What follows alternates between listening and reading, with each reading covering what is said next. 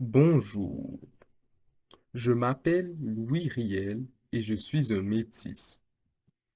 Je suis homme politique et chef de la communauté métisse dans les prairies, donc je défends leurs droits. Aujourd'hui, je vais vous présenter un campement de mon peuple qui est situé dans la région des Grands Lacs.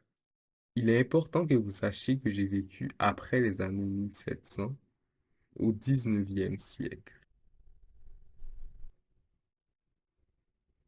D'abord, comme vous pouvez le voir, il y a beaucoup de Waskaganish.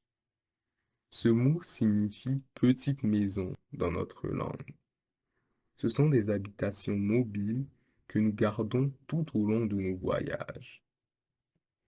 Ils sont fabriqués de supports de bois et sont revêtus de peaux d'animaux, surtout de bisons, car ils sont omniprésents dans notre région, les prairies canadiennes.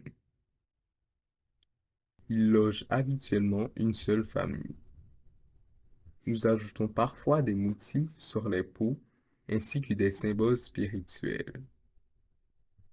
À l'intérieur, nous avons installé un feu pour pouvoir se réchauffer. Au sommet, il y a un trou pour laisser sortir la fumée. Ensuite, il y a au centre du village une brouette qui nous aide à transporter des objets lourds sur de plus longues distances.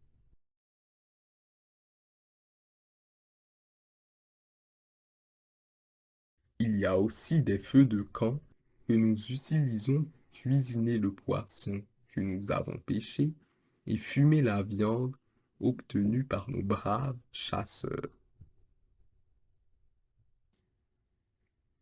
Autour de ces mêmes feux, nous nous réunissons le soir pour raconter des histoires.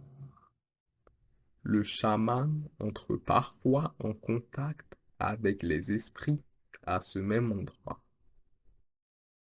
Nous avons également une station de tannage des peaux des animaux que nous avons chassés.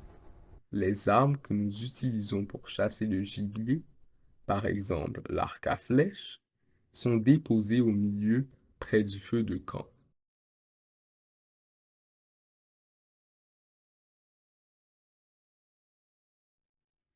À côté de notre rivière, il y a notre installation de pêche. Nous l'utilisons pour nous procurer du poisson. Il y a aussi quelques canaux que nous utilisons pour nous déplacer sur l'eau.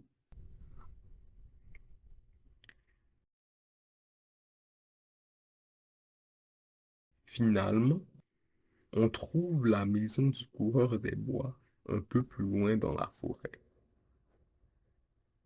Il travaille dans la région depuis longtemps et a donc décidé de fonder une famille avec l'une d'entre nous. Depuis, il habite près de notre campement.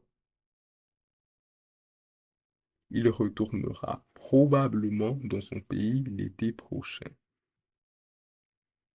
Il n'est pas rare que les colons séjournant longtemps sur nos terres décident de se marier avec des autochtones. Ce sont d'ailleurs de ces unions que mon peuple a été fondé.